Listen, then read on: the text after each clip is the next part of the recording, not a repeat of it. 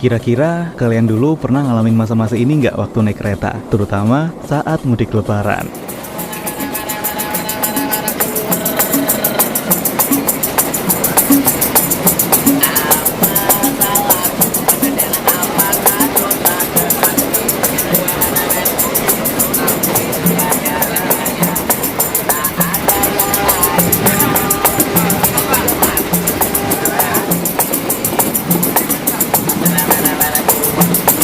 Nah, coba kalian cek foto ini juga. Foto ini diambil pada tahun 2001 oleh Bambang Supaktio dan diunggah ke Flickr. Waktu itu dia harus berdiri selama 12 jam di depan toilet karena nggak kebagian tempat duduk di kereta. Bahkan dulu hampir sebagian penumpang harus berdesak-desakan bertemu pengamen, pedagang asongan hingga kucing-kucingan dengan kondektur karena nggak punya tiket. Sekarang coba kalian bandingkan dengan foto dan video berikut ini. Nah, jauh lebih rapi, bersih, dan nyaman kan? Tapi kalian tahu nggak siapa sosok di balik perubahan besar dari semua ini? Beliau adalah Bapak Ignatius Jonan, mantan Direktur Utama dari PT Kereta Api Indonesia. Yang beliau lakukan waktu itu sebenarnya sederhana, yaitu dengan menaikkan gaji dan take home pay kepala stasiun sampai 10 kali lipat. Para pegawai lainnya yang juga sebelumnya mendapat gaji rendah, kemudian dinaikkan agar berdampak pada kinerja mereka. Menurut Pak Jonan, penghasilan karyawan punya korelasi kuat dengan kualitas kerja. Selain itu, Pak Jonan juga mengajarkan pola kerja yang mempermudah semua pihak. Beliau mengambil inisiatif untuk memberikan pelatihan dan pengembangan kepada karyawan untuk meningkatkan kompetensi mereka. Karena pada saat itu, hampir setengah karyawan dari PT KAI hanya lulusan SD atau SMP. Nah, gimana pencapaian Pak Jonan selanjutnya? Masa-masa sebelum Pak Jonan bergabung, PT KAI dilanda kerugian mencapai 150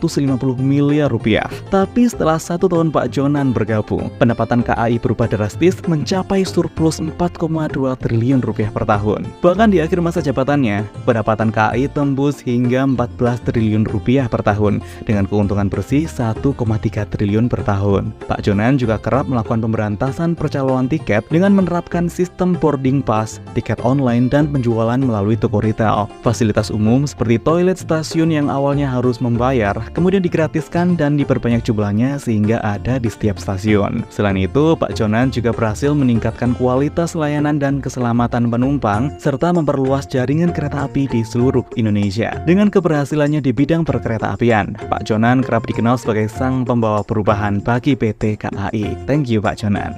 Tapi kalau menurut kalian, momen apa yang paling kangenin saat naik kereta api di zaman dulu? Yuk tulis di kolom komentar ya.